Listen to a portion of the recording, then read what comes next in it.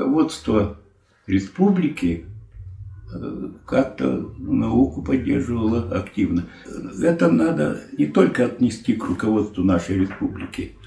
Руководство нашей страны к науке относилось трепетно. Надо прямо сказать, что в это время были большие программы. Помимо МГГ были еще другие научные программы, которые позволяли развивать науку, очень интенсивно. Пороговым годом, критическим годом был 1968 год. Что в это время? Госкомитет по науке и технике, этот комитет выступил с инициативой госкомитетских тем. Это были, поисковые исследования, которые предлагали исполнители, заявляли, как на конкурс. И кто выигрывал конкурс, получал деньги, финансирование и выполнял эту работу, которую он заявил. Если работа была выполнена качественно, то госкомитетская тема принималась, и эти деньги в виде штатных единиц оставались в руках того исполнителя, который заявлялся. Год уже продолжалось. То есть можно было нанимать людей не только на выполнение этой работы, которая длилась обычно 2-3 года, а уже и потом на все остальное время эти могли быть постоянные сотрудники. Мне удалось тогда тоже выиграть одну такую тему госкомитетскую в 1968 году. И я заработал 10 штатных единиц. И Юрий Георгиевич, по-моему, чуть ли не все 10 мне их дал на развитие этого отдела. Благодаря тому, что государство поддерживало поисковые работы и вообще науку фундаментальную, там люди понимали или не понимали значения, но они знали, что надо уже потом, когда произошло крушение Советского Союза, когда мы знаем, что там, много было закрыто всяких учреждений и заводов даже, фабрик, тогда ведь это была полная катастрофа, если так разобраться, в период, когда ломка происходила. И тогда, якутский филиал Академии наук сильно пострадал. Да не только он. Вся Академия наук очень сильно пострадала в нашей стране. Молодежи много убежало, из науки ушли. И в этот момент, тогда президентом был уже Михаил Ефимович Николаев нашей республики. И он решительным образом взял финансирование, в общем, влил большие деньги. Почему это ему удалось? Потому что он был сторонник Ельцина. В критический момент, может быть, даже в самый критический момент для нашей страны, он Ельцина поддержал, и Ельцин этого не забыл. И он республике давал много возможностей, в том числе финансовых. И из этих финансовых, можно сказать, золотых копий мы тоже пользовались. Вся наука. Михаил Ефимович щедрой рукой в науку в университете, в Якутском научном центре. Потом он создал Академию наук. И там тоже поддерживал науку. И без разбору. У него не было, он имел предпочтение. Какие-то науки ему больше нравились, какие-то меньше. Мы были в числе меньших, но тем не менее он поддерживал всех одинаково. Это надо ему отдать должное, что он это делал. И он спас от полного разрушения нас тогда. Это было... я говорю всем, что это никогда не должно быть забыто. Это было великое дело. Чтобы денег когда-нибудь хватало, таких времен, наверное, не бывает. Но, тем не менее, поддержка была. большая. Вот, например, для нашего института мы чуть ли не в 2 раза финансирование возросло. То есть, если 100% нам давал федеральный бюджет, то есть Российская академия наук, а другие 100% давал Михаил Ефимович. Вот примерно так получалось. Был такой период. И это, конечно, очень сильно поддержало нас. А создание Академии наук местной, да, оно тревожило. Тут были многие соображения. Вот, например, я хочу сказать, потом уже, когда я занимался, я тогда был уже руководителем Якутского научного центра, был такой период, когда мне пришлось готовить некоторые документы в Москве, в Президиуме Академии наук. Там было явно отрицательное мнение, отрицательное отношение к созданию такой академии у нас. Потому что это был некий ревностный такой, так сказать, ревнивый отклик. И понятно почему. Потому что в других республиках, я не помню, не то в Татарстане, не то в Башкирии, произошло, грубо говоря, приватизация произошла академической науки. Был такой период. Там пытались оттяпать институты, передать их в местную академию, академические институты. И, конечно, это вызвало большой скандал. Потом как-то туда пришел Роберт Нигматуллин руководить в одной из этих академий. И он утряс вопрос. Там все успокоилось. Но были опасения, что у нас произойдет что-то подобное. А это было наоборот. Это наоборот, республика не хотела ничего забрать, а наоборот, она деньги давала на развитие науки. И потом несколько институтов академических все-таки перешли в состав новой академии. Это как бы была утрата, с одной стороны, а с другой стороны, институты-то сохранились, а деньги высвободились. Федеральные деньги. И Коптюк их нам передал оставшимся-то институтам. Опять получили некий плюс от такой операции. Но все-таки я хочу сказать, что там это со скрипом происходило. И если бы не Коптюк, который яростно, так сказать, поддерживал нас, что теряет человек институты, но нет, он понимал широко. И он понимал, что республика получит развитие в этом деле. И поэтому он поддерживал. И он там пробил. Не только он один, там еще был, академик Осипьян, тоже вице-президент академии большой. И академик Осипьян, я был у него раньше, бывал с визитом, когда еще был председателем. Осипьян поддержал нас тоже. И вот они вдвоем, они там переломили ситуацию в президиуме, когда шла новых кадров там, пришли туда же, некоторые институты к ним перешли. И это все было, благополучно и без скандала все-таки закончилось.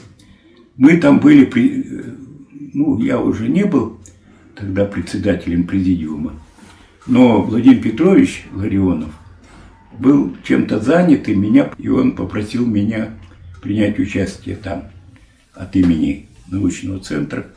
Туда, конечно, поехал президент нашей академии Филиппов, и еще, Кузьмин Вадим Романович. Он тогда был исполняющий обязанности вроде бы, как министр. Там, по-моему, тогда отдел какой-то был, но во всяком случае от имени правительства поехал Вадим. И вот мы там присутствовали при этом заседании. Вот всю эту самую ситуацию наблюдали. Ну, в какой-то степени получилось, что мы не зря съездили. Вопрос был хорошо решен для нас. Вот такой эпизод был.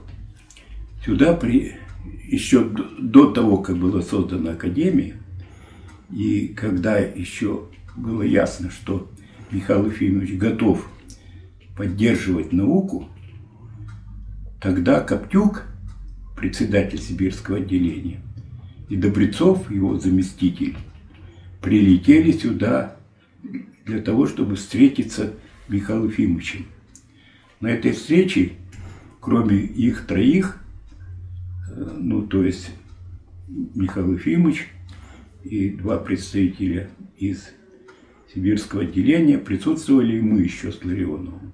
5 нас всего было там на обсуждении. И там состоялись некоторые договоренности между Сибирским отделением и республикой. Эти договоренности вот Коптюк обработал в виде некоторого документа уже в Новосибирске и прислал его мне. И тогда, а я с Михаилом Ефимовичем встречался несколько раз, и Михаил Ефимович не хотел, чтобы мы ходили под Новосибирском. Он считал, что для республики это несколько унизительно. А вот если бы мы заключили какое-то соглашение с Москвой, тогда бы это было хорошо. Коптюгу Валентину Афанасьевичу я, как-то, в общем, объяснил ситуацию, и он не возражал. Он не возражал. Пусть с Москвой будет. И тогда я какую-то болванку состряпал из вот этого документа. Я попросил тогда Вадима Романовича Кузьмина дать мне какое-нибудь соглашение. Ну, чтобы как использовать как некоторый макет, чтобы по образу и подобию составить свой документ. Он мне какое-то соглашение такое подсунул, и я там, глядя туда, примерно в таком же духе составил вот это соглашение, которое потом, оно претерпевало много изменений. Его обсуждали мы в Новосибирске, директора институтов с Коптюгом. Потом приехали сюда, в Якутск, на президиуме, обсуждали и многократно обсуждали. Там были внесены очень хорошие поправки в это соглашение. В конце концов, оно было подписано в Москве. Его подписал Юрий Сергеевич Осипов, президент Академии, Михаил Ефимович Николаев. Это подписание, это случилось, именно это стало основанием для того, чтобы потом потекли деньги из республики. Вышло, конечно, может быть, и Михаил Ефимович и так бы помогал, но когда было зафиксировано на бумаге, что мы обязуемся то-то делать, а та сторона тоже что-то обязуется делать, то они с большим удовольствием это выполняли. Я рассказываю про период, который предшествовал этому делу, так? И этот период был очень важный для нас, потому что взаимодействие академической науки с одной стороны и с другой было оформлено, юридически. И это сильно нам, всем помогло. Там были прописаны какие-то взаимные обязательства, что-то такое было прописано, и поэтому это было все уже на законных основаниях. Мы могли оставаться, и мы оставались учреждениями Сибирского отделения, но получали деньги дополнительно из республики. Республика потеряла некоторые источники финансирования. Республика. Причиной этого я касаться не буду, да я их и не знаю всех, как оно было. Но важно то, что выпали доходы. И в компенсацию выпадающих доходов были произведены разные изменения. институты, которые принадлежали республике, потому что они входили в Академию наук, это была некая нагрузка, которую надо было, правительство наше решило избавиться от этой нагрузки и передать эти институты куда-нибудь в университет, что-то ушло, в общем, федеральное подчинение, они все попали. Часть обратно вернулись в Якутский научный центр, и так далее. Вот откуда это все.